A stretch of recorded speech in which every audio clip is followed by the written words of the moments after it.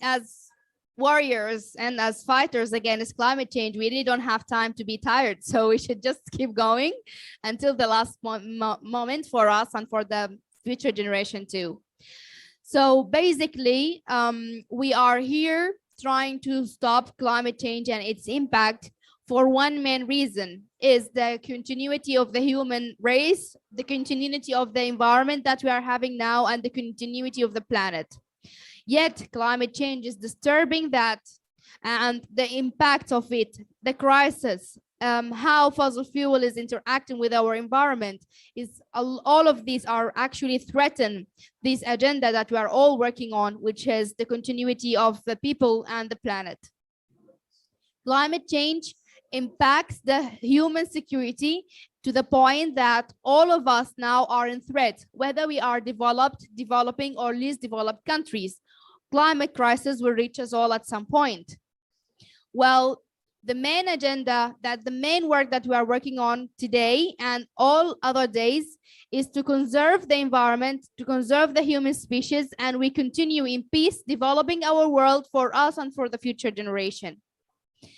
In many areas around the world, climate change impacts directly the safety and the security of the people by the famines, the droughts, the wars that actually build and based and triggered by conflicts over natural resources and many other reasons.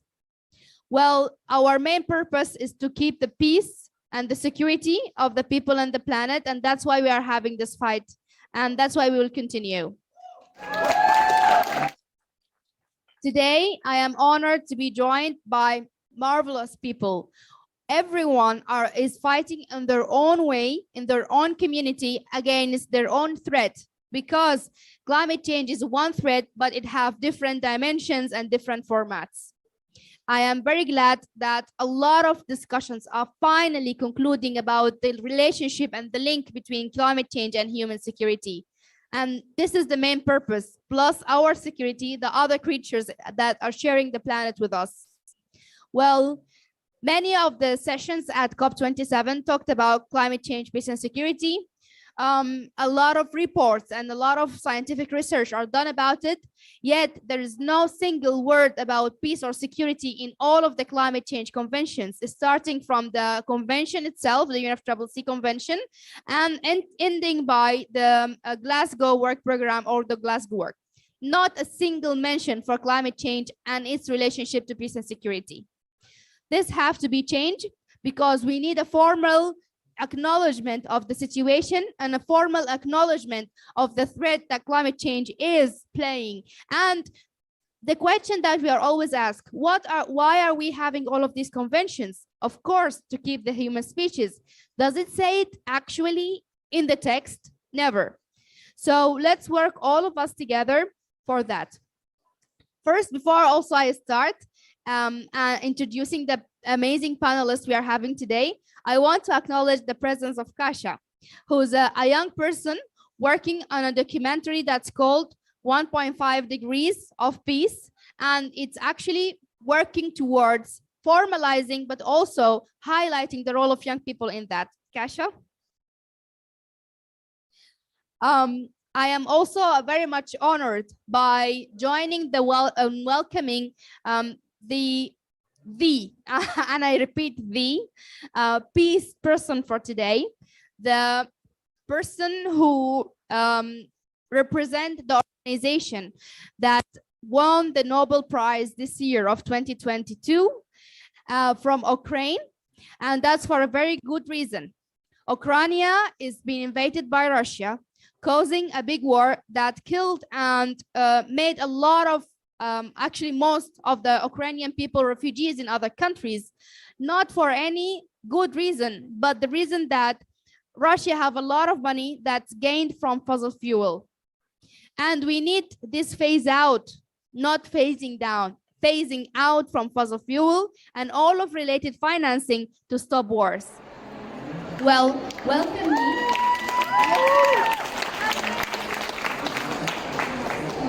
No more fossil fuel. No more fossil fuel. No more fossil fuel. No more fossil fuel. No more fossil fuel. No more fossil fuel. Don't fuel wars. Don't fuel war. Don't fuel war. I am very honored to be welcome and to be joined by Oleksandra Matviichuk, who represent the organization who won the Nobel Prize this year. She's joining us live from Kyiv, and we are very lucky to have you. We are very also thankful for your safety, and we wish if you were able to be here with us today. Oleksandra. Thank you very much for providing me a floor. I am a human rights defender, head of Center for Civil Liberties, and I want to tell you from our own experience how oil and gas become one of the biggest threats to peace and human rights in our part of the world. Millions of Ukrainians in these days are suffering from the large-scale Russian aggression, and this war is a result of total impunity, which Russia enjoyed for decades. For decades, Russia killed journalists, jailed lawyers, and persecuted protesters in their own country. For decades, Russia committed war crimes in Chechnya, Moldova, Georgia, Mali, Syria. Russia have never been punished for this. There are several reasons, but one of the main is dependency on Russian oil and gas. As a Ukrainian, I've seen how fossil fuels have powered Russia's war machinery for too long. Now we are paying with our lives for such a policy, because the voice of human rights defenders haven't been heard before. For years, we tried to convince the world that the connection between peace and human rights is inextricable, and the state that systematically disregards human rights obligations is a security threat for the entire region. We all live in a very interconnected world. From Ukraine to Tuvalu to South Sudan, we face with global challenges, wars, climate change, human pain. There is a temptation not to solve complex problems with the hope that they will vanish.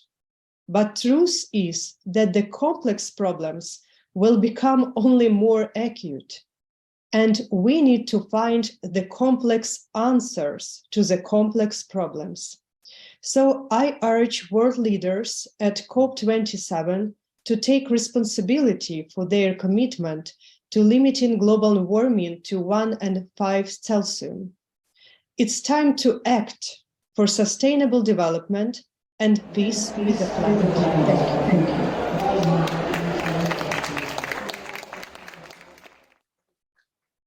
Thank you very much, Oleksandra, and thank you also for acknowledging other countries that are actually facing conflicts over natural resources, conflicts because of floods and other climate disasters. They call it natural disaster, but there is nothing natural about disasters. They are clearly climate disasters. Thank you very much, and we were honored to have you today with us. Well, the science says it very clear. It's either we stay under actually the 1.5, or we will face a huge devastating problems. Africa as a continent already reached 1.5 degrees in many areas and in many cities, according to the IGAD Meteorological Center and other meteorological areas. I think the role of science is very important to be acknowledged. And the 1.5 degree is the minimum that we can actually take. And that's why keeping the 1.5 alive is an ultimate goal for our discussions and for not only this COP, but also the next COP in UAE. And the only way to do that is by, again, phasing out of fossil fuel and doing a serious reduction of the emissions of the CO2. Joined today also, and very much honored, by one of the IPCC scientists, one of the finest scientists from Ukraine, a person who can again emphasize very much the role of science and the role of and the difference between the 2 degrees and the 1.5 degrees. Please welcome with me Svitlana Krakovska.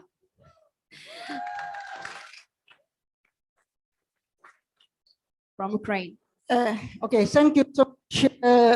It's really honor for me to be in this auditorium with you, with these youth who actually fight for your future here, and I really scientist, I really climatologist, and I work for sorry, okay. Okay, I work with IPCC as representative of Ukraine to IPCC almost 10 years now at this moment. And just to tell you stories that on 24th of February, when the full-scale war started on Ukraine, I was head of delegation, and we were just about to approve summary for policymakers of about impact, adaptation, and vulnerability. And in the morning, I told my friends, my colleagues at the plenary, it was Thursday like today, actually. And I told them, look, we are now under attack of Russians in my country. We have now much more big threat. We have threat to our lives. But I understand, and we understand, that climate change will not stop. That's why we will go, and next 3 days we'll do our homework. We will survive, we will withstand to Russian aggression, and you will continue your work here in IPCC meeting, and will approve this very important summary for policymakers to make them able to act. And then next 3 days actually were crucial for Ukraine and were crucial for climatological science.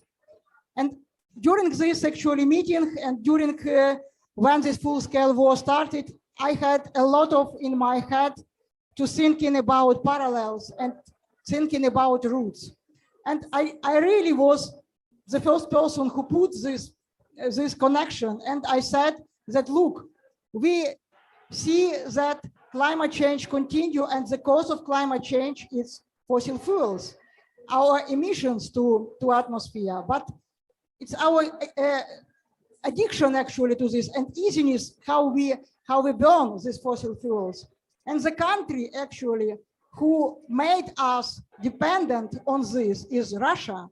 And Russia depends on this income, and her army actually depends on the income. So please stop fund the war, this fossil fuel war.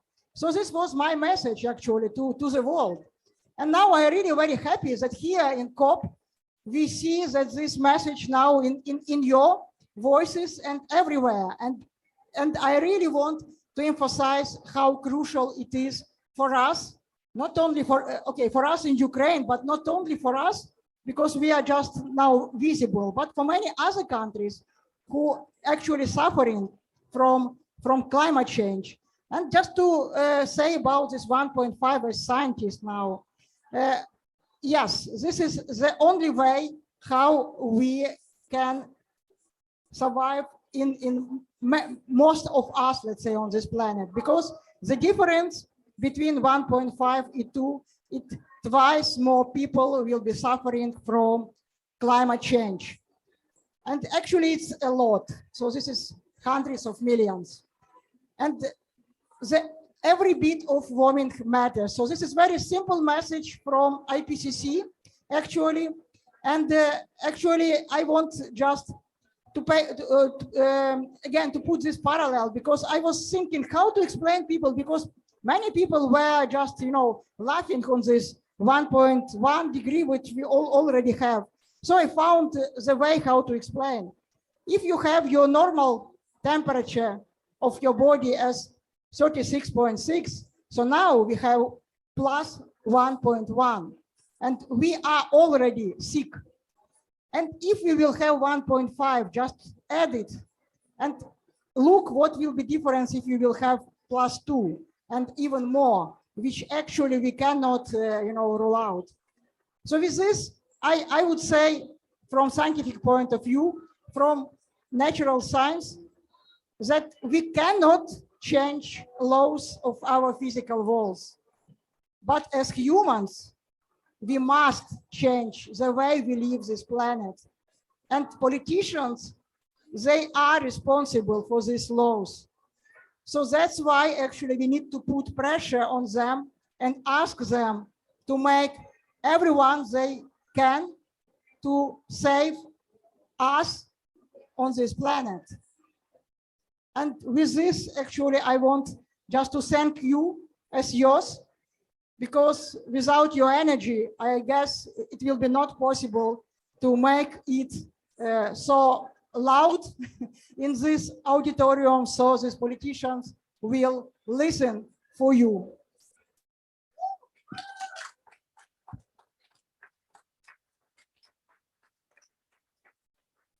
We need to listen to science more and more. Thank you very much.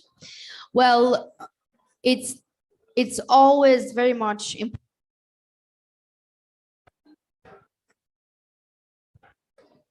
It's always very much important and touching to actually hear the stories of the people who are on the front line of the climate crisis. People who live every day the scare that they will wake up one day and find everything disappeared. The scare that they can actually find themselves under the water, find themselves in another area because of a hurricane or a volcano, find themselves trying to find one sip of water for 3 days just to end their thirsty, find themselves in a place where they cannot feed themselves nor their children or anyone around them, and they see the elder and the weaker people, actually population die. Well, it's very important to hear the stories of the people who actually fight climate change impacts every day, so we can acknowledge the privilege that we can actually have. Please welcome with me also and join me welcoming Mitzi Jonelle Tan from Philippines, who can tell us the exact stories of a lot of climate crisis and how can we stop them. Mitzi. Fossil fuels kill on every level and every step.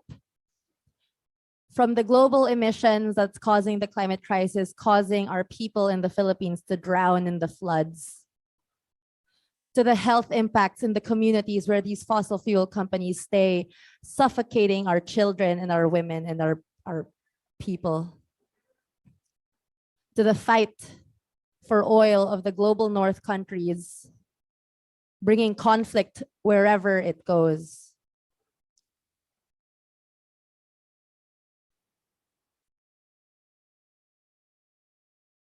From Iraq to Yemen to Uganda to Colombia to Ukraine to the Philippines, fossil fuels bring conflict.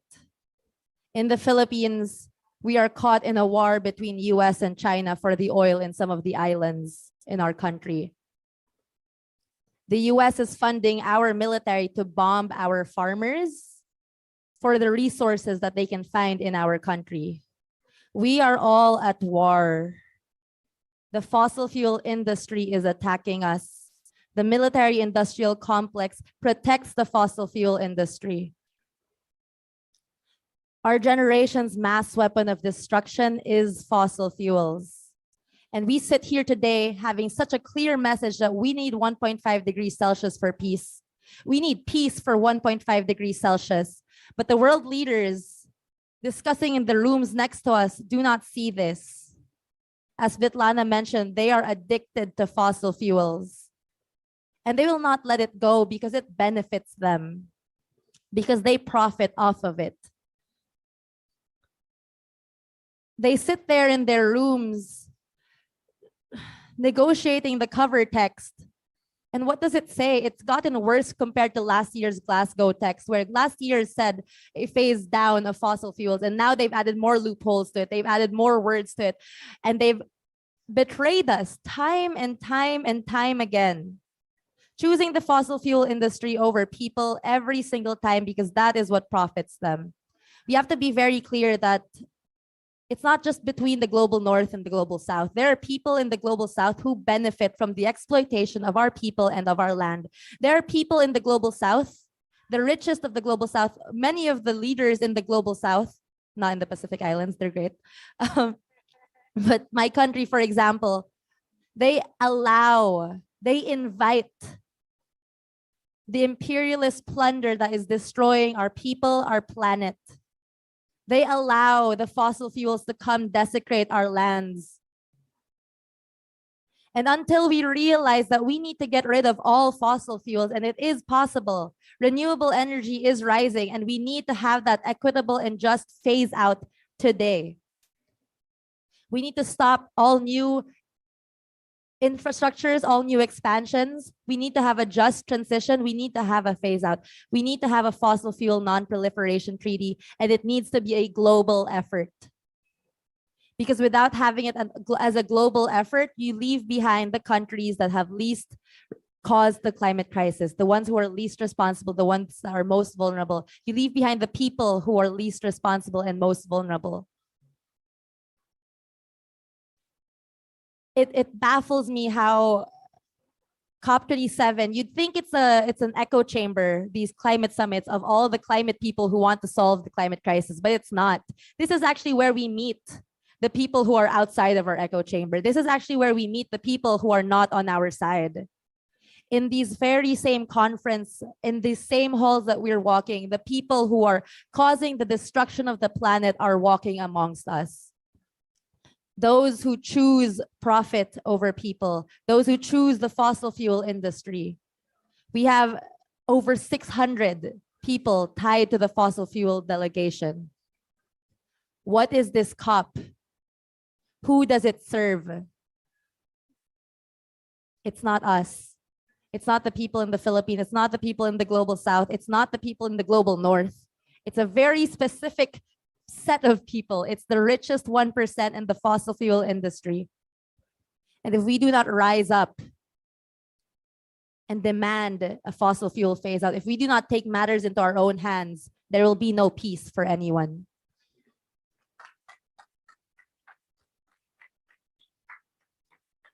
Phase out fossil fuel. Phase out fossil fuel. Phase out fossil fuel. Phase out fossil fuel. This is not a strike. This is not an action. This is our demand in the right place, in the right time, where the world leaders are trying to dilute even more the text that we have. They are trying to dilute our hopes by keeping 1.5. We have a very clear report by UNEP, the Gavin Mission report. Actually, 7 reports were launched and announced just before the COP. All of them are saying that we are going to the very wrong direction in a very wrong speed. All of them saying that the only hope to keep 1.5 alive is to act now and to phase fossil fuel out now. Not in the future, not 2030 and not 2050.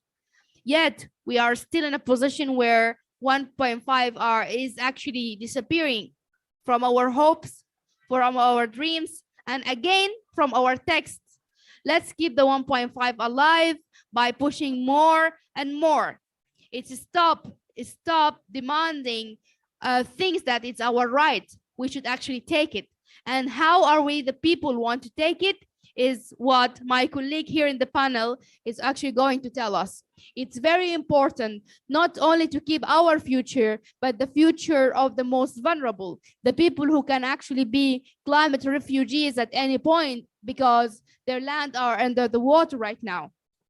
I always say political refugees might be able to return their homes when the political situation change, but climate refugees will never be able because they will not have a home anymore. We might be actually the last generation who can see the earth as it is. Let's keep it alive. Let's keep the 1.5 alive, not only for us, for the humanity, for the next generation, and for the biodiversity. Please join me to welcome one of our panelists today who will tell us about the solutions that the people are taking right now to stop this massacre. It is a massacre. It is a genocide, not only against us, but against the future generation and humanity in general. Please welcome me to join me to welcome Joseph Sikulu, who will tell us about the fossil fuel banning treaty. Joseph. Thank you so much for having me. I'm going to try and get through this without being emotional. And I just want to first start by paying my respects to the space that we are in and to all of the stories that it carries. And I thought maybe a good way for me to start my intervention is with a bit of a story about my own self. And I've been thinking a lot lately of one of my ancestors in particular, and I would like to bring him into this space. Peter V is my great-great-great-great-grandfather, and he is credited as being Tonga's first ever Christian ministry, which is a bit strange. He's actually credited with converting the king of Tonga, Taufa'ahau I, to Christianity, and thus the rest of our kingdom. The story of how that happened goes, on a trip between the islands of Ha'apai, where we're from, one night the king of Tonga laid down a challenge to Pita. He threw his spear into the darkness of the ocean and challenged Pita to dive in and retrieve it. The king's totem was a shark, and the oceans were swarming with sharks. And so his premise was, if your God is greater than mine, then the sharks won't attack you and you will be able to retrieve the spear. So he threw the spear into the water, threw my great-granddad in after him, and then continued on to the island. When they arrived to the island of Ha'ano, where they were conducting the traditional Gava ceremony, to the king's surprise, he looked out over the water, and emerging from there was Pita, unharmed and with the spear in hand. I've been thinking about this a lot, especially today and over the last couple of weeks, because too often as the Pacific, we feel like we're being thrown into the darkness of the ocean. Too often in these negotiations are we expected to dive into this world surrounded by sharks and find our way out. Too often are we asked to have faith. We are guided by our faith, and we are also guided by the faith we have in our leaders. But what about our faith in the process? And what about the faith of our people put in us, the communities that we serve? The cover text for COP27 is out, and it falls well below the talks that need to be. Our negotiators are in there right now holding the line on 1.5. They're holding the line on loss and damage, holding the line on adaptation, holding the line on phase out of fossil fuels. It's not enough for us anymore to return home from these COPs to tell our people that we've done everything we can but have little to show for it. We should not be here every year begging for our existence. We came into this conference in 2022 on the back of report after years of communities all over the world being impacted by climate crisis, telling us that we need to take urgent action now, but we have fallen short. The continued extraction of fossil fuels will push us far beyond 1.5, which means small island states, big ocean states like my own will face more intense cyclones, more sea level rise, more storm surges, eating our shorelines and destroying our homes. The realities of our people have been used to highlight the urgency of the climate crisis for far too long, and our people are fatigued, we are frustrated, and we have run out of time. But I will say this as well, we are more than our impacts. We are climate leadership. Tuvalu and Vanuatu are the first state parties in the world to push for a fossil fuel non-proliferation treaty. And so we are here to show them that the Pacific is behind them. We are innovation. Tokelau will always be the first country in the world to be powered 100% by renewable energy. We're here to uplift them for paving the way. We are the legacy of our leaders like Tony de Broom from the Marshall Islands, who fought to have 1.5 ingrained into the Paris Agreement, and we are here to fight to keep that in the text. We are ready. Our islands have come here with ambitious NDCs. We've come here with plans for adaptation of our homes. We've come here with the solutions our communities need to ensure the quality of life we deserve in this climate crisis. Is that not enough?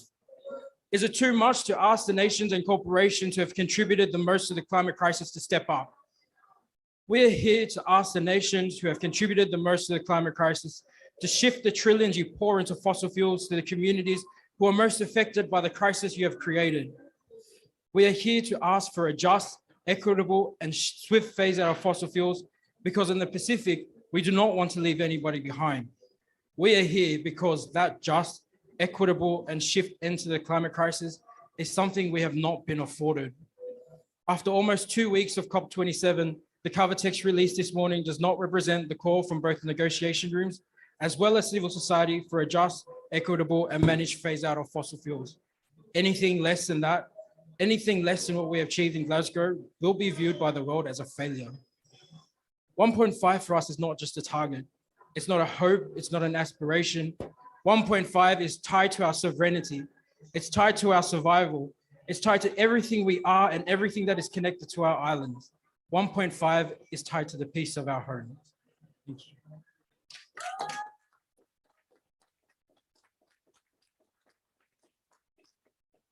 We are not only talking about the problems, we are only bridging solutions.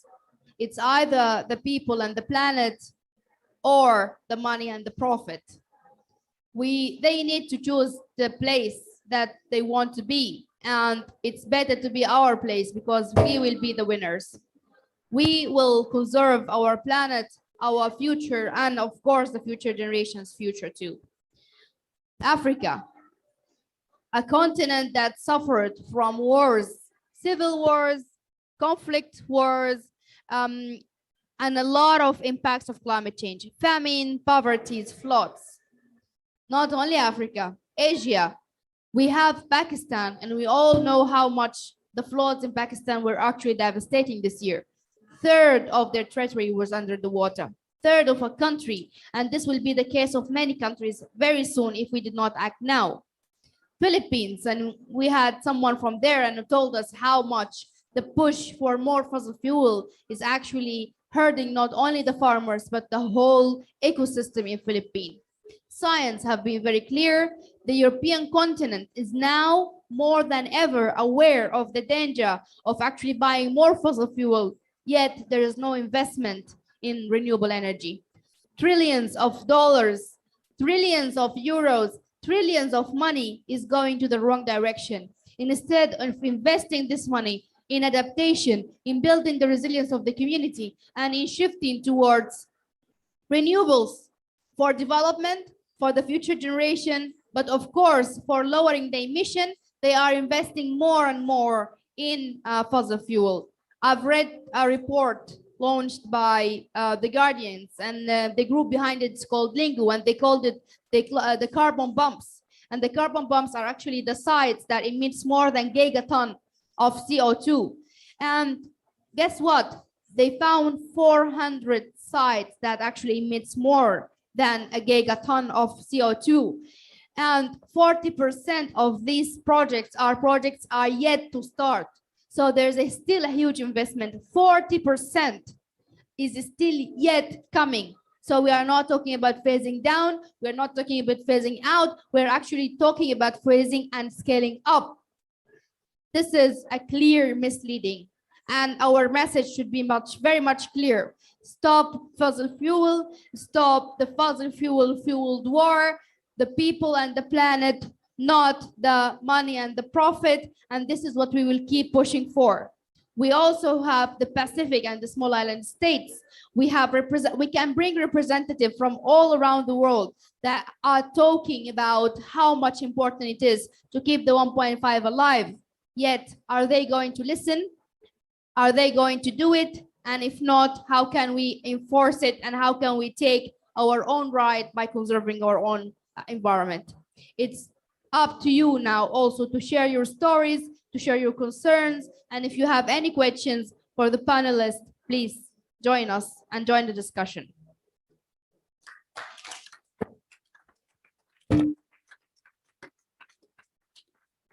Any questions? Yes.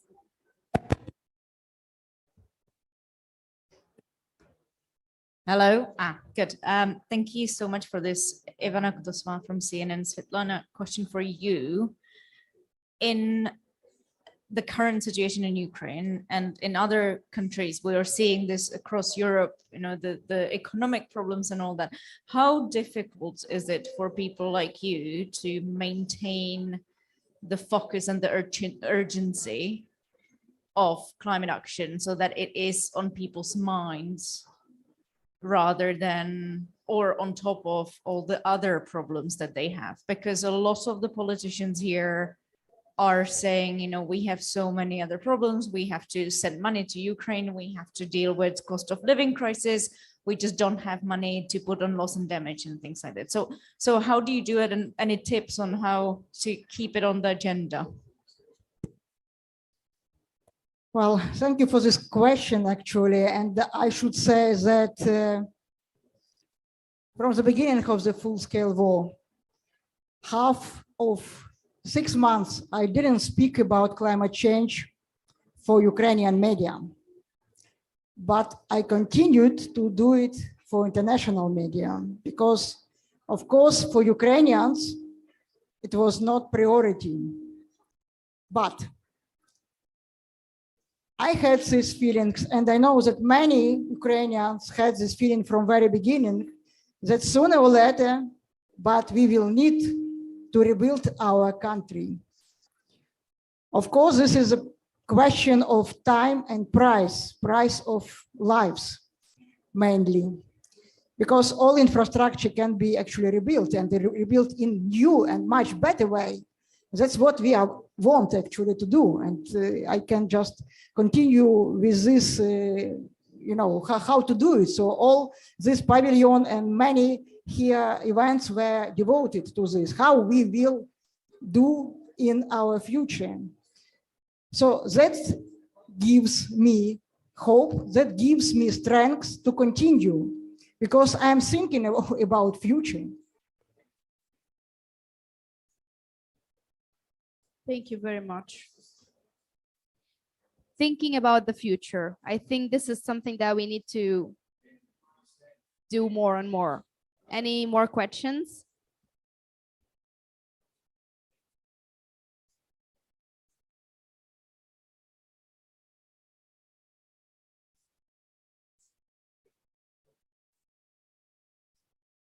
No questions from the audience.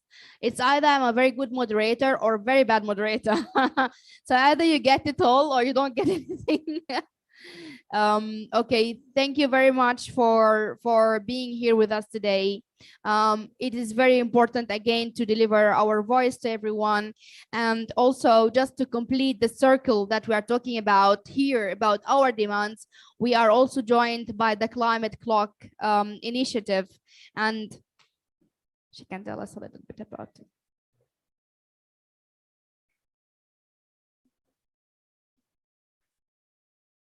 Okay, just 1 second. Are we good? Literally. There we go.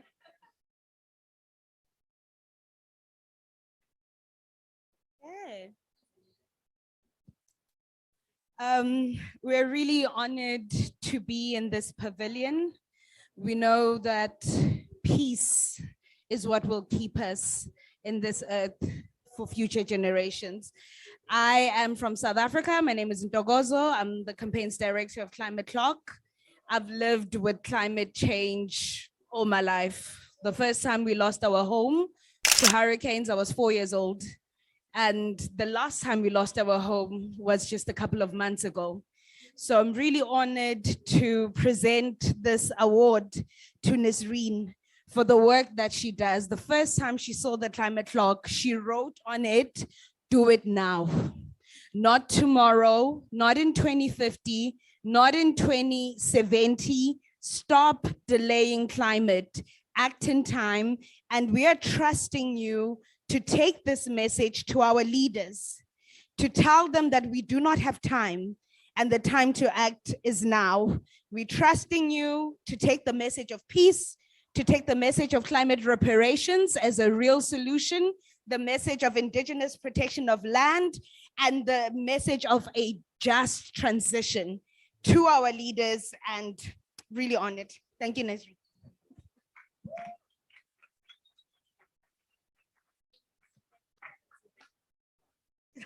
Oh. Hi, I know I missed my spot to ask questions, but I actually do have a question for Oleksandra Matviichuk, if that's okay.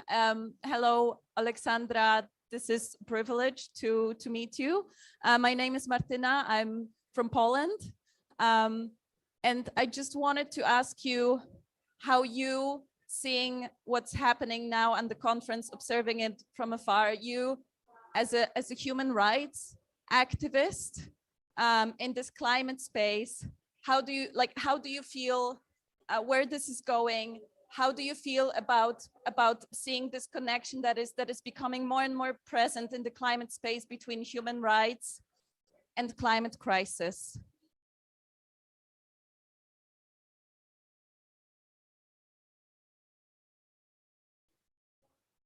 Unfortunately, I couldn't follow the conference precisely because I'm in Kyiv And we yesterday was under severe Russian bombarding, and we have a lot of work with documenting war crimes, which I'm precisely focused on for this moment. But I know for sure that in our world everything is interconnected, and that's why the oil and gas started to become a threat to human rights and fulfillment of human rights obligation. So I think that we as a humankind have to find a complex answers to the complex questions, and our political leaders have to take responsibility to act for the long horizon, not only for short-term result. And our political leaders in the world have to base their political decisions not only on economical benefits or securities issue, but remember that other factors like climate, like human rights, are the solid fundament for their political decisions. Without this component, we will have no sustainable development and peace. Thank you. Oleksandra, thank you also for being with us the whole event. It's a great honor, as you mentioned, and we should work more and more to actually keep the peace and security of the planet. Does anyone have any questions for Oleksandra since she's still here online? Sure. Yes, Dominika.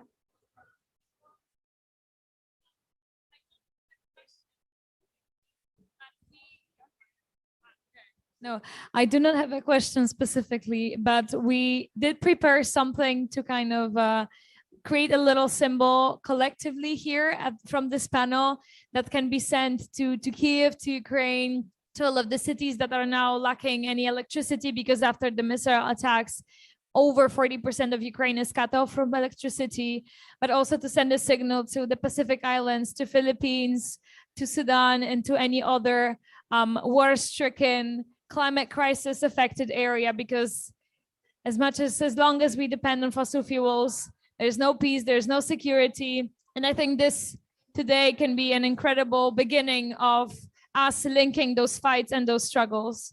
And so it's maybe we can somehow also connect with our speakers, because I think they are the most important guests today here, and somehow stand behind their messages together.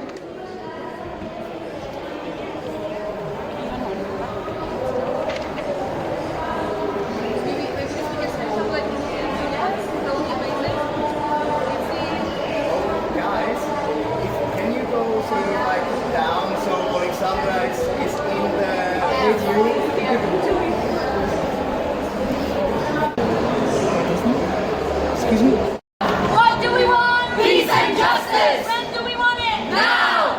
What do we want? Peace and justice. When do we want it? Now. Are we going to fight for it? Yes. Are we going to get it? Yes. Because what do we want? Peace and justice. When do we want it? Now. We don't get it. Shut it down. We don't get it. Shut it down. We don't get it. Shut it down. Down fossil fuels. Phase out fossil fuels.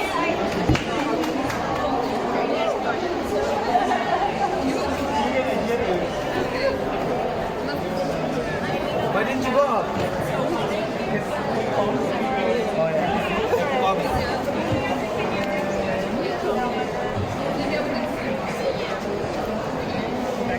Shall we?